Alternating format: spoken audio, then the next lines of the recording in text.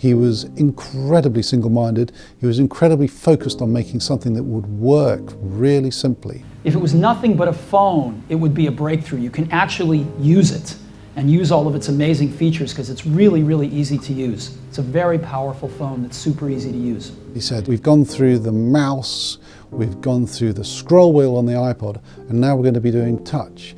And it was like a recap of all the revolutions that Apple, guided by him, had introduced down the years.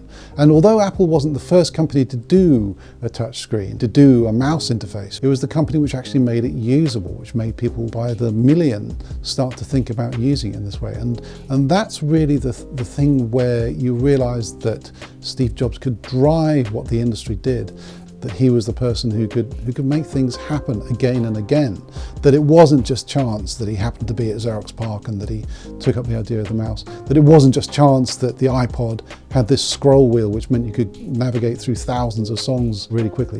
The iPhone was the thing that proved it. And the iPad was the sort of it was like the cherry on top. I happen to have one right here. That's what it looks like. Very thin. It's just like this. There's a really key period in Jobs' life when he was thrown out of Apple, when effectively he was booted out by the board because he was trying to overreach as they saw it.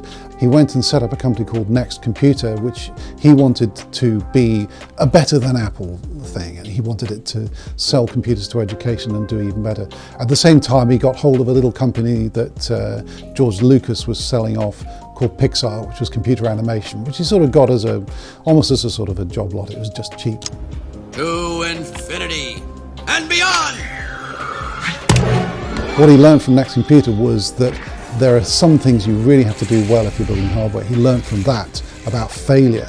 And he incidentally learned from Pixar how you breed success. He turned it into something which created films that people had never seen before. Toy Story was the first completely computer animated feature film, and it had an enormous impact.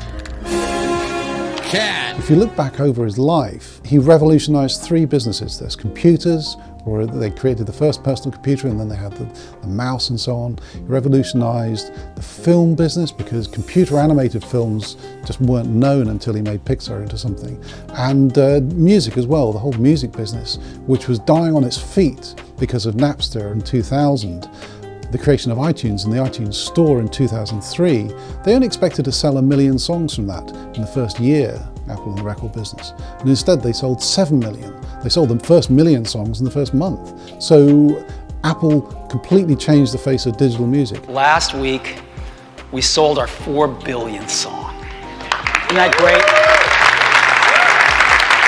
He sort of led this wave and plowed through the ocean of technology and left all this disturbance in his wake that a lot of people have then picked up on and been able to do things with. I think the legacy that it leaves is one that'll be hard to pick up, of trying to simplify complicated things, but it's something that people would do well to try to follow.